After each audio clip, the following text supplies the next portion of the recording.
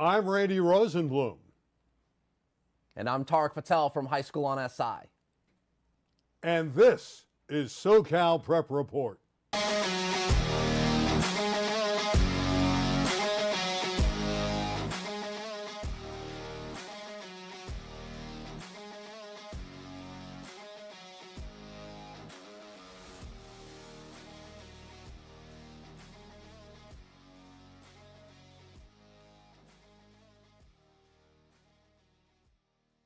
Good to see you. Man, what a fall from grace that you're my Valentine. Yeah, it's good to be back in the studio, Randy. As always, we're right in the thick of my favorite season. It's basketball season. High school basketball. We'll get a little taste here. Let's put up the last top 10, then we'll get into the playoffs. This will dictate and show you who are the powerhouse teams. Tarek, a quick glance through this. Yeah, these are based on the computer rankings, right? So we've known it to be the system for football the last 4 seasons, but here we are. Competitive equity model says that the computer now dictates how the playoffs are determined, how the playoff divisions are spilled out and the pairings happen. So these were the top 10 high school boys basketball teams according to the computer, and they ended up being the 10 for the open division. Yeah, that's a little bit different wrinkle, right? Qualifying 10 for the open. In the past, it's been 8. Right. It not only has it been 8, but it's been a committee. So they, guys get in a room, Frank Burleson and other guys of the world get into a room and they pick the best 8 teams that they believe would make the open division. Well, now with the computer ranking, similar to Division I football, we all know last 4 years they draw a line. Which teams are going to make up that top field? So same exact thing in basketball, and they came up with 10, which is a format I like. 2 teams of 5, 4 guaranteed games, and the winners of each pool will play in the final. All right, let's take a look at some of the scores from last night because we had some games in both Pool A and Pool B. We'll start with Harvard Westlake, the top seed in the tournament. The Wolverines win easy, 73-52. Nick Hemenia, the young man going to Duke next year. What do you have? A big game, 25, 9, and 9. That's right. He was near triple-double, and he is one. He's a walking triple-double, and I think he's had a couple this year. But going to Duke, like you said, McDonald's All-American, Nick Hemenia, major impact player. Joe Sterling, the new addition for the Wolverines, they're rolling. Yeah, he's that transfer from Crespi that can really shoot the ball. Notre Dame in a very hard-fought game, 71-68. Now, their very fine guard at Notre Dame and Sherman Oaks, Lino Mark, has been injured. He had a bad hamstring, came off the bench to spark the team last night. Yeah, so this makes Notre Dame a lot scarier. Everyone knows they have #1 junior in the country, Tyron Stokes, so they're very, very good. Navarro Bowman is this standout sophomore guard that's been playing fantastic. But they bring in Lino Mark, who has been injured with a hamstring injury. He's going to Rutgers, and he's been out of the lineup, and Notre Dame's been just fine. So him coming back into the lineup during the playoffs makes them even more dangerous. They are going to be a team to watch. Maybe, just maybe, they sneak into the open final, but they're going to have to take down Harvard Westlake to do it. That won't be easy, but he did come off the bench and scored 11 points in the process. Another team that's got to be considered a favorite is Roosevelt Eastville. They're in the other bracket. They're the #2 seed. They're in Pool B over Heritage Christian. Their guy, Braden Burries, 24 points. Double figures and rebounds as well. Big-time performer. Yeah, major performer. Braden Burries, McDonald's All-American. We don't know where he's going yet, but he can pretty much go wherever he wants. And Heritage Christian, a little bit of a welcome to the open division for the Warriors, but they've got 2 Division I standouts in Tay Simmons and Dylan Shaw. They'll be just fine. And again, this isn't do or die. You can Correct. lose a game and still rally back and win in the pool play. And the last game that was played last night was the best game. Sierra Canyon in overtime, beating Redondo Union 69-66. Bryce Cofield had a nice game, 19 points and 10 rebounds for the winning Trailblazers. Yeah, Redondo Union actually had a 12-0 run in the 4th quarter to force overtime. Reggie Morris, one of the greater coaches in Southern California, always has a plan, always has his teams ready. Hudson Mays going to Central Michigan. And S.J. Madison, another standout guard. And they actually have Harold Miner's son, Braden Miner, on the team. So this is a very talented, versatile team, and they almost get one in Chatsworth against Sierra Canyon, but the Trailblazers prevail. Yeah, Miner, like his dad, has an unbelievable vertical leap. Of course, his dad twice won the slam dunk contest in the NBA. All right, let's turn our attention to some open games that'll be played tomorrow night. And we got some beauties here. Jay Serra at Santa Margarita. Now, this to me figures to be a great game. The point guard, Bailey, of Santa Margarita, Caden Bailey, can do it all. Can we give a shout out to our producer, Larry Zavala, for these graphics? Look are at these fantastic. This to me is, so on Wednesday, I always point out 5 matchups or storylines every round. On Wednesday, the toss-up of the night was Redondo Sierra Canyon. I kind of nailed it. Overtime game. My toss-up of the night for Friday night is this J. Sarah Santa Margarita game. They're Trinity League rivals. Santa Margarita has already beaten J. Sarah twice this year, but you know the cliche. It's hard to continue to beat a team. So J. Sarah is probably feeling a little jaded. They had Notre Dame on the ropes and only lost by 3. That's going to be a great game on Friday night. I think Santa Margarita is dangerous and has a chance to win the whole thing. We'll see. All right, there's La Mirada. Got another opportunity here. They go to Notre Dame in Sherman Oaks. 23-6, 24-5. Of course, Notre Dame coming off that tough win. They got to come back tomorrow night and try to do it again. Yeah, they'll host this game. So La Mirada, these are tough. They had to travel from La Mirada to Studio City. Not an easy trek. Now it's La Mirada to Notre Dame. So they got to get on the road again, go in a hostile environment. It's going to be a tough game for La Mirada. I think Notre Dame will be just fine. And if they do come through that, Notre Dame, obviously they'd move to 2-0, and that would start to tilt it shape toward some them. things. Yep. They do a good job over at Notre Dame and Sherman Oaks. No question about that. They are a dangerous team, and they've been great for a number of years now. Let's turn our attention to the girls, and we'll talk about 4 of the teams that we think that are just outstanding. And let's start with Ontario Christian, arguably the #1 team in the country, led by the great Kalina Smith. Yeah, I mean, Kalina Smith is probably she's the best junior in the country. And she is just she might be actually she's a sophomore. And you watch her, you think she's a junior or a senior, but she's so talented from range. I mean, Randy, that's the best thing about her. She shoots the 3 ball like nobody else, and they are the #1 team in the country. This team is really, really good. Yeah, Sydney Douglas is another player on that team that's 6'7". So they have inside, they have outside. They're really, really good. The other club is Etiwanda. Etiwanda's got a terrific team as well. As you saw there, Sage Hill will be the first opponent for Ontario Christian. Etiwanda and Fairmont Prep. Now, Etiwanda has won the championship the last couple of years in the state. They have 2 high school All-Americans. The veteran Grace Knox is terrific. Puff Morris is good as well. That's a nice matchup. But Etiwanda, you know the coach. Oh, you love him. He's on the loose. His name is Stan DeLoose. Yeah, listen, I was at the Hoop Hall Classic on the East Coast. I saw Ontario Christian play and Etiwanda. I think that those are the 2 teams that are going to clash. We've been saying it for years. For years it was Etiwanda's going to see Sierra Canyon, Etiwanda, Sierra Canyon, Etiwanda, Sierra Canyon, and it's always happened. So here I am saying it's going to be Etiwanda, Ontario Christian, and these are the 2 best teams in the land, but they got to earn it through pool play in the Open Division, and I think they will. Mater Dei is terrific as well. I think Mater Dei's been as good as anyone in Southern California the last few years. They just run into buzzsaws. They've been terrific. You see they got to play a talented Windward team. They have a wonderful player in Deal. Addison Deal. Addison Deal scores big time every night. But Mater Dei's a threat in this tournament. They're seeded 3. Yeah, they are. And, remember, this is the first time in a long time they're without Coach Kevin Kiernan, who had been there a long time. And they do have some injuries. So they're a little bit of a wounded animal, I hate to say it, heading into the Open. However, when you've got star power, Addison Deal is a McDonald's All-American that can help this Mater Dei Monarchs team maybe pull off, some magic in the postseason. Deal, you know where she's going to school? Iowa. She's going to be the next Caitlin Clark. You nailed it. Everybody wants and she's to be got the the skill next set to Caitlin do Clark. it. She's wiry, she's crafty, and she shoots the 3 really well. Well, if we're going to talk college basketball, we've got to mention, we think, because we came on the air, SC was just about to polish off #1 ranked UCLA in women's basketball, led by Juju Watkins, who went to Sierra Canyon. We're going to talk about Sierra Canyon. It is final. 71-60, and Juju had 38 points. Wow. Blocked shots, got rebounds, did it all. That's the first loss for UCLA this year. Juju Watkins, formerly of Sierra Canyon, gets the victory for USC. All right, back to Sierra Canyon. This year, they're in the tournament. They're a definite threat.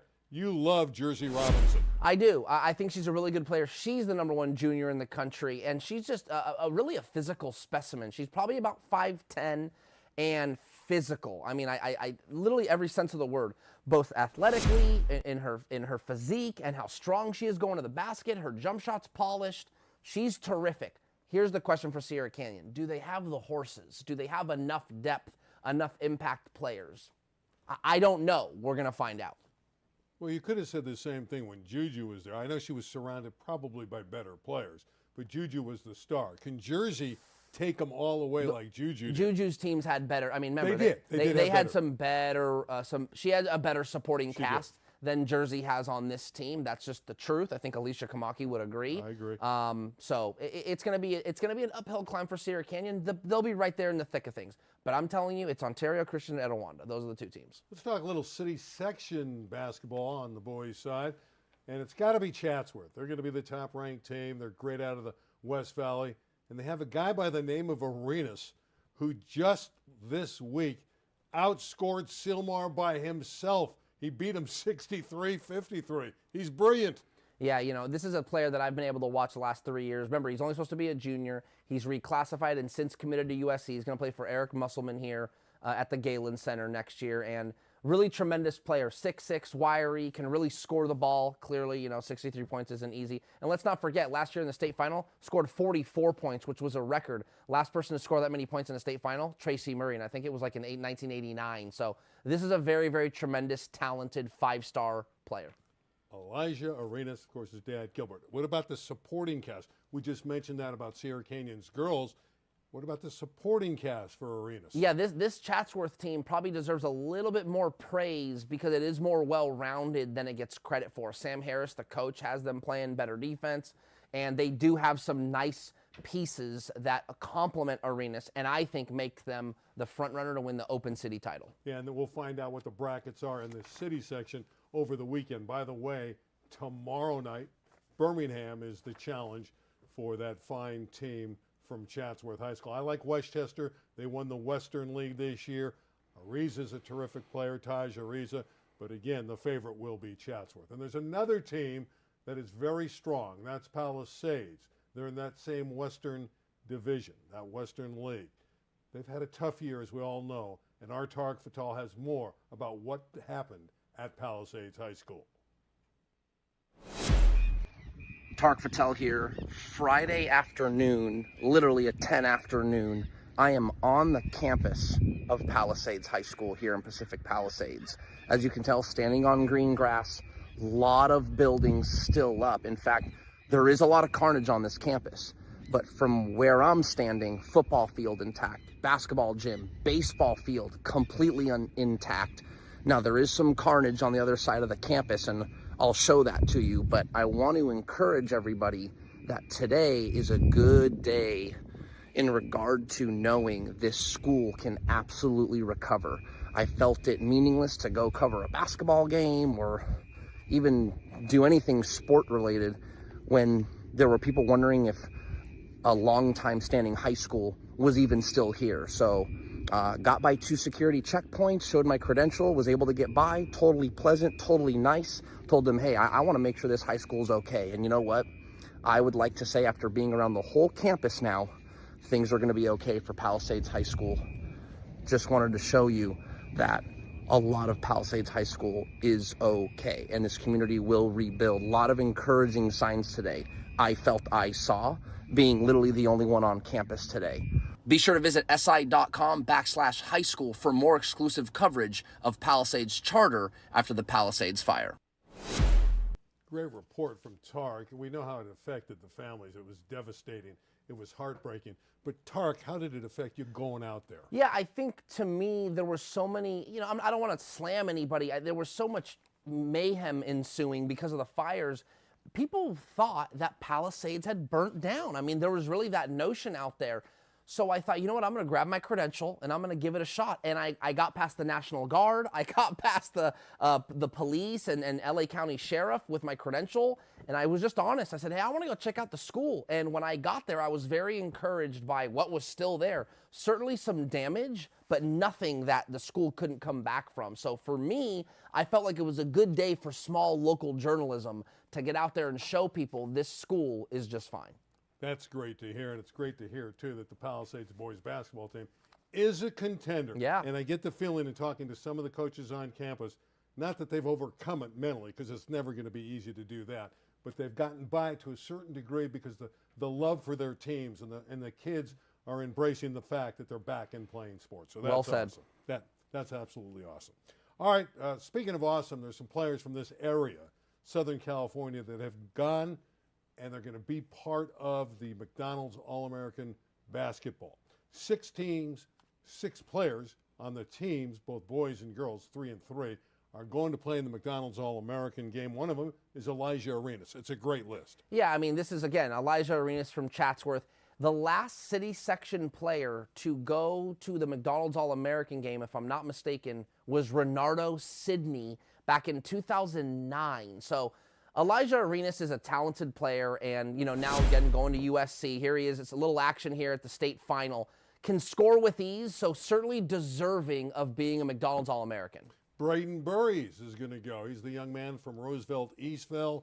Big-time scorer. We mentioned he had 24 in their win just last night. Yeah, this is a player, you know, that is just extremely explosive, a 5-star athlete, plays with an edge. Look at him, you know, kind of always plays like he's angry, but a super nice, actually soft-spoken kid, but turns into really a different animal when he's on the court. This is a young man that can go anywhere he wants, Randy. You name it, he can go there. He's got an offer. We mentioned Nick Jimena earlier in the show because he had 25 points, 9 rebounds, and 9 assists in their victory. Jimena going to Duke. Jimena, to me, is one of the great shooters in America. Yeah, you know, this is a really, really talented player and really like the epitome of a basketball player. Not very many high schools can catch this ball and do a turnaround jumper like that baseline. That is a harder shot than it looks, and he's going to Duke for a reason. So really, really have been watching his development. The last 4 years, David Rabibo, even when he was a freshman, said Nick Jimena could be the best player he's ever coached, and I think he's going to be. He's going to be the guy that's going to probably have to replace Cooper Flagg, who's going to be I don't know about that, yeah. But you know what I'm saying? He's going to be one and done, so he's yeah. going to be slotted up front Sure. to play for the Blue Devils. All right, the girls, and we mentioned some of these ladies earlier. These 3 made the McDonald's All-American, starting with Addison Deal of Mater Dei. Yeah, so again, Addison Deal, really spectacular player. Again, going to Iowa. So I think that Caitlin Clark might have had something to do with that decision. I've never spoken to Addison about that, but I'd imagine that there was some influence there. Really talented player. And from Etiwanda, Grace Knox and also Puff Morris. Yeah, Eliana Morris, who's going to Cal. So Grace Knox going to LSU, Morris going to Cal. 2 standout McDonald's All-Americans on one team. That's what makes Etiwanda such a threat. Before we finish up basketball, we want to see what was the best performance of the year. And was it Mesrobian High School beating Waverly by who knows how many points? They were up 79-0. It was 119-25, I think, was the final. But the story was Kachekian, Dylan Kachekian. This is the performance. 102 points, a state record in California. So 102. Yeah, it was Nick Kachekian who scored the 102, but your boy was Dylan Kachekian. He had the assists. He had the 35 assists and all kinds of steals. So you had 2 twin brothers that basically broke. So the scoring record, he broke the California scoring record. Nick did 102 points. Dylan tied the national record for assists in a game and didn't attempt a shot in the game. So, yes, you could argue a lot of things here in this game, but yes, the truth of the matter is, let's just start with the facts. 102 points is the record, breaking 100, I believe either 100 or 101, but he's the new record holder for California. To me, he had 79 at halftime. Yep. It was 79-0 at halftime. Yep. I've never heard anything like that. Yeah, and listen, I talked to the coach after the game that night and stuff like that. They knew what they were getting into. They had played Waverly earlier in the year and knew that this team wasn't very good. So this was planned. So is this. Little point counterpoint tonight. Was the victory by Mesrobian unsportsmanlike against Waverly? Your thoughts? I'm going to say no. I'm going to say dramatic pause. I'm going to say no, not unsportsmanlike. And before you throw something at the TV, It was obvious this was a plan. And everyone out there, when you're scoring 80, 90, 100 points in a game, unfortunately, this is what they look like. They're not competitive back and forth games, and a player scored 100 points. That's not how it works. These games generally happen in lopsided affairs. So this was planned. So Kachikian and his teammates were in cahoots to get him this record. Here's why it's not unsportsmanlike. The second he got the record, which happened with like 2 minutes to go in the third quarter, they yanked him for the rest of the game. Unsportsmanlike would have been keeping him in that game and letting him go to 140 or 150. There was none of that. They got the record. They took him out. No. Unsportsmanlike. 79-0 at half. Just let that sink in. You score all the points. You have 79. Nick, do you need more points? Coach, do you need to bury him even further? Dylan, how many assists do you need to break records? And what about the other side? How do you make those guys at Waverly feel? The game was over. You don't bury a team like that. If you're in the NBA and you're up 30 or 35 points, the regulars are out of the game. There was no reason for those kids to be on the floor. Not after 79-0 at halftime. You could have pulled them after the first quarter. That's my point on point, counterpoint. You like it or not? Yeah, fair enough. Fair enough. Yeah, okay. We'll be doing that every week now. We're going to go back and forth, have a little bit of fun. All right, let's go to our next topic. I've lost my place here. Let's talk about one of your friends, though. Shane Rosenthal. Sure. Great wide receiver. A little football news. Out at Newberry Park, they had a magnificent year. They won a CIF championship. They did great in the state tournament. Wonderful wide receiver, most catches in the history of California. We had him going to an Ivy League school. We talked about it all season long. We look up, and suddenly he's going to UCLA. Yeah, and deservedly so. I think Shane Rosenthal, who has all kinds of records in the I think he's top 10 in all-time football accomplishments, I think in 4 different categories. I believe it's yards, receptions, touchdowns, and interceptions. He's top 10 all time. So you're talking about one of the best high school football players ever in the state of California. And I think there were so many people that thought he needed more recruitment, he needed more. And so finally UCLA comes in, and I will say this, as much as he deserves the scholarship, if we're being honest with ourselves, the Bruins are also trying to get his boy, Brady Smigel. That was my lead to you. I was coming to that. Yeah, there is no question when you're talking about a tandem that is arguably one of the best, and you've been around. When you're talking about guys that hooked up for touchdowns and receiving yards, Smigel and Rosenthal are up there with a couple other guys, pairs. My point being, Rosenthal you bring in and you have him play at the Rose Bowl. Why not make a ploy for Smigel now? Smigel had committed to Florida State. Oh, by the way, he decommitted. He's checked out Washington and a few other schools. He's going to visit UCLA. But I got to say, I interviewed Rosenthal a few weeks ago, and he said, and this is before he had decommitted and Smigel had decommitted, and he said, someday I believe I'll be playing with Brady Smigel in again. College. Yeah. He didn't say college again. Oh, okay, fair enough. Could have been the pros. Yeah, it could be and pros. I said, wait a minute, you're going here, he's going there. Smigel's going to UCLA. Yeah. I love it. UCLA. I love it. Yeah. There's too much writing on the wall, and it makes a lot of sense. And even if UCLA doesn't get him, I like that Rosenthal not only, again, earned it, deserves it, but why not bring him in as a little bit of a little cookie to dangle in front of Smigel? Hey, let's keep playing with your buddy. I think it's awesome. Rosenthal's going to play in the NFL. I make that prediction right now. He runs too precise patterns. He ends up being a pro, would not surprise me. Yeah, he's got great work ethic. He's going to be a guy. All right, coaches all over the board, a lot of changes. One of my favorite guys, Ben McEnroe, was out of Thousand Oaks, now at Heritage Christian, and I know there are others. Yeah, that was a big splash. I think in regard to the CIF Southern section, I was actually talking with some other people, and they thought, though Heritage Christian isn't known for its football ever, Ben McEnroe, who was at Cal Lutheran University for a long time and won I think 3 or 4 conference championships. That he was at Chaminade actually for a little bit. Then he goes to CLU for a bunch. Then he's at Thousand Oaks, and in his 2 years at Thousand Oaks, wins a ton of games and gets to 2 semifinal appearances. Okay, the dust is settled. It's February. Bam, he goes to Heritage Christian. Huge splash in regard to at least San Fernando Valley high school football ranks, because it tells you that that program's they're trying to take it seriously. And there's other coaches that have been anointed. Sure. So fair point. So Damian Porter, who was the old Crespi coach, is now at Harvard Westlake. And Aaron Horta, who was at Harvard Westlake, is now the new Alemany coach. So those are some notable changes in the football landscape. And I'm sure there's always going to be more coaching changes. It's not just in the NFL. Modern Day gets transfers in football. That's not a shock. They've won the national championship for the last couple years. They get 4 really good players that I know of. Malachi Roby from Centennial running back. Justin Lewis from T.O., played for Ben McEnroe, now at a Modern Day. Mike Davis, a linebacker from Aquinas. Don't know much about him. I know he's a good player.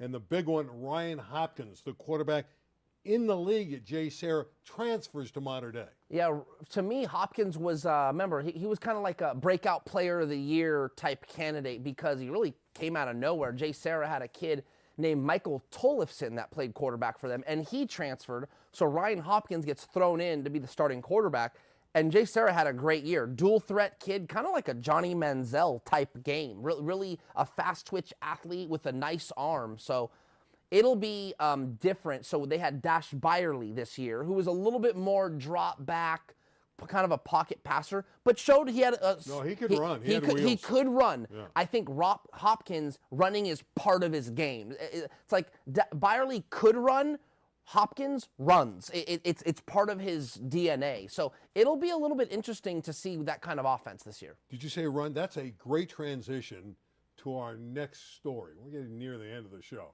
Sadie Engelhardt. Oh, yeah. Speaking of running, fastest miler in the history of high school now. She set this at the Milrose Games recently out of Ventura High School. We've had her on this program before. This young lady appears to be down the road to be a future Olympian, maybe in LA. Oh, no, certainly. She's phenomenal. Yeah, she's one of the... I'll tell you what, when people ask, even our good friend at LA Times, Eric Sonheimer, or someone like myself, or even Joe Curley, who's been covering Ventura County athletes for 20 years, 25 years, hey man, who are some of the best athletes you've ever covered? You're going to probably say Sadie Engelhardt, because she's been so stellar every step of the way. She breaks records, she wins state championships, and then on top of it, she's just such a nice young lady and so fun to interview. So all the best to her. Not only a great human being and athlete, but absolutely future is bright, and I do think she will be an Olympian one day, Randy. Yeah, 4:27, I think 97. My eyes are going on me. It's a little blurry there, but I think that was the number. She was the first one ever to get under 4 minutes, 28 seconds in the mile. Unbelievable accomplishment, and to do it at the Milrose Games in New York is great. Also great, San Pedro's girls soccer team. Tarek, they won the Marine League Championship this year for the 20th consecutive year. That's remarkable. I don't care what level. It could be freshman, JV. It could be any sport.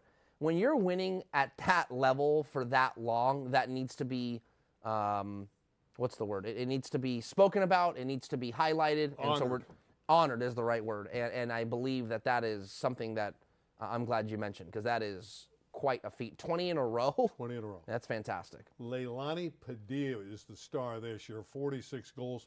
She's sitting, and their season isn't over yet, 99 goals in her career. Oh, wow. So you got to feel like one more is going to be that wonderful moment for her. And especially when you're accomplishing a milestone like 20 league championships in a row, and then on top of it, to really whip cream on top of that, to get the 100th goal would be sweet. On LA 36 tomorrow, right here, 7 to 9 is the block. It's from 7 to 9 p.m. We're going to have the Gridiron Classic All-Star High School football game. But first at 7 is the girls' flag football game.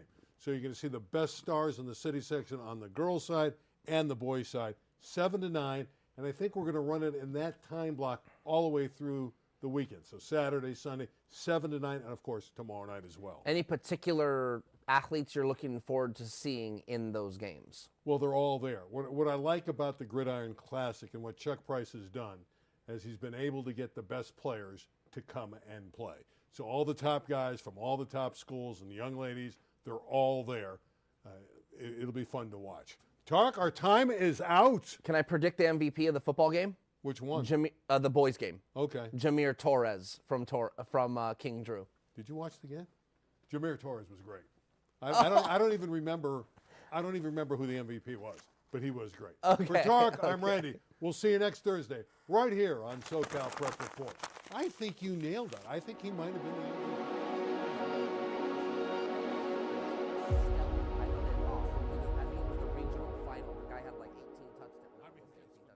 But I think he had a pick six.